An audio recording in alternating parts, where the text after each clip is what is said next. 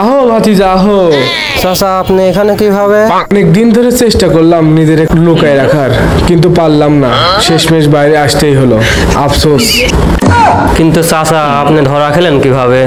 দান সাদগা কি কমায় দিছেন নাকি? আরে বোকাচোদা না। সাদিয়া আমাকে নিয়ে স্বপ্ন দেখা বাদ দাও। আমার আর সরকারি চাকরি করা হবে না। আবে চাচা ধরা খেয়েছে, এখন জমানো টাকা দিয়ে একটা ভ্যান গাড়ি কিনবো। বালসাল বাদ দাও তো, তোমার বাবাকে ভ্যান চালকের সাথে বিয়ে দেবে। তোমার বাপ তো চায় বিসিএস ক্যাডার। প্রেমের সমাধি ভেঙে মনের শীতল ছিড়ে পাখি যায় উড়ে যায়।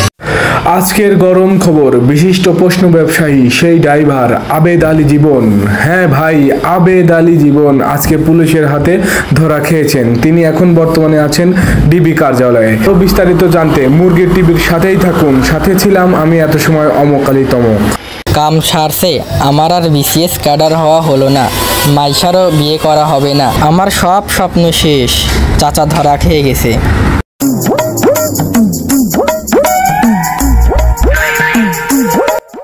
আহো ভাতিজা আহো। চাচা আপনি এখানে কিভাবে? অনেক দিন ধরে চেষ্টা করলাম নিজের একটু লুকায় রাখার, কিন্তু পারলাম না। শেষমেশ বাইরে আসতেই হলো, আফসোস। কিন্তু চাচা আপনি ধরা খেলেন কিভাবে? দান সাদগা কি কমায় দিছেন নাকি?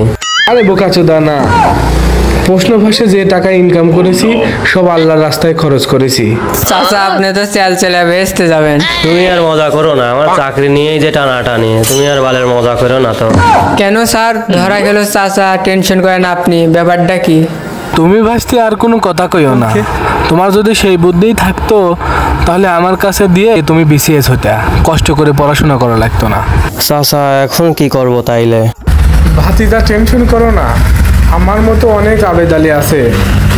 আমি ধরা খাইছি তাই কি হয়েছে, দেখবে একদিন সব ধরা খেয়ে যাবে।